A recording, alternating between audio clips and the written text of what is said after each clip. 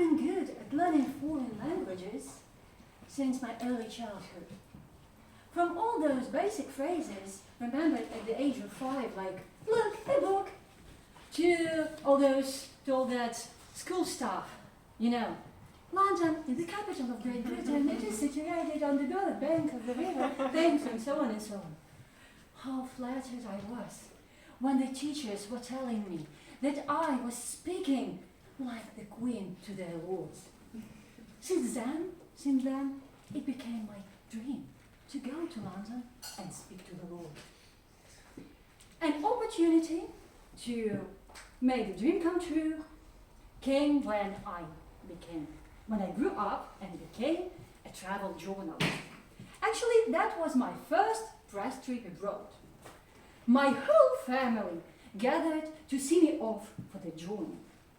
My mom, a very rational person, handed me the tourist phrase book, but I rejected it, saying, Mom, I know everything already. Just listen. Kyiv is the capital of Ukraine. The population of Ukraine is 52 million people at that time. And it is going to be 52 million people minus one person. My aunt butt in. Because you are going to marry the Lord, she decided for me. Oh, come on, don't be so provincial, my cousin objected. She's going to break his heart and issue a bestseller about that. With all those useful directives, I rushed to Boryspil for the luxurious Wizz Air flight to the very, very royal Luton Airport, because everything was royal for me in London. And the first chance to shine appeared when I arrived. I rushed to the passport control and told the officer about Kyiv, that was the capital of Ukraine, it is situated and so on and so on. But he baffled me so much, asking, my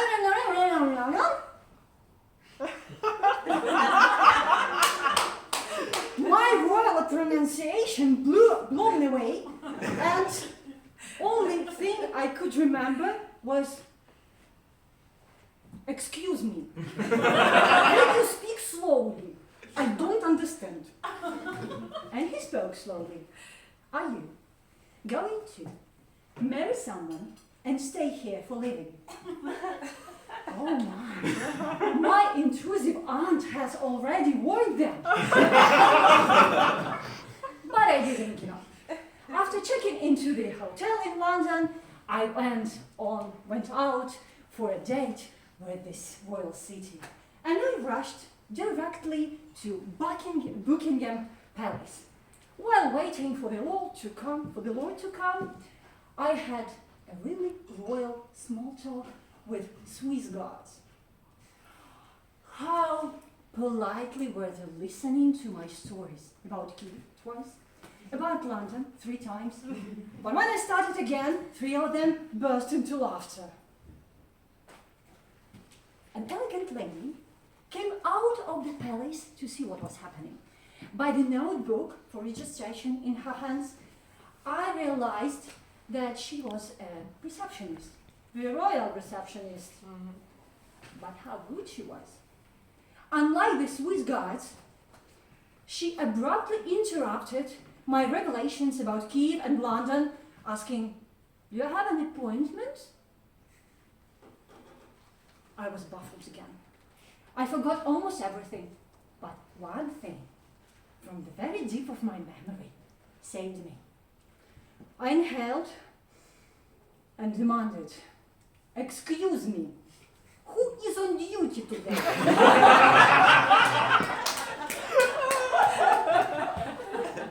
Suddenly, I heard the thunderous voice from behind me. I am on duty today. A huge, big man in the uniform of a Swiss guard standing behind me. And man went on. Why are you distracting my guards during their work? I'm going to call the police. I was ruined at all. The only thing I could remember from the very bottom of my memory was that basic thing. To distract them, the both, I pointed at the notebook the woman was carrying in her hands and said, "Look, a book!" And instantly was I detained by the police? No. Have I had an interview with the Lord? No, of course. But I wrote an article. And it was brilliant. It was about the international spirit of the city.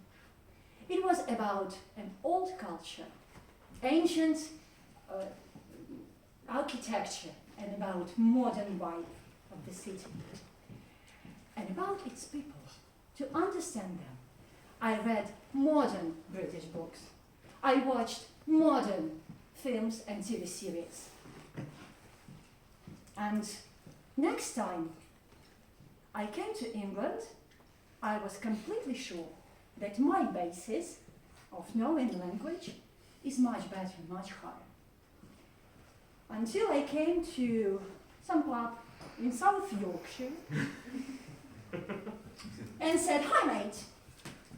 And I was addressed with a normal, regular, actually Yorkshire Briton.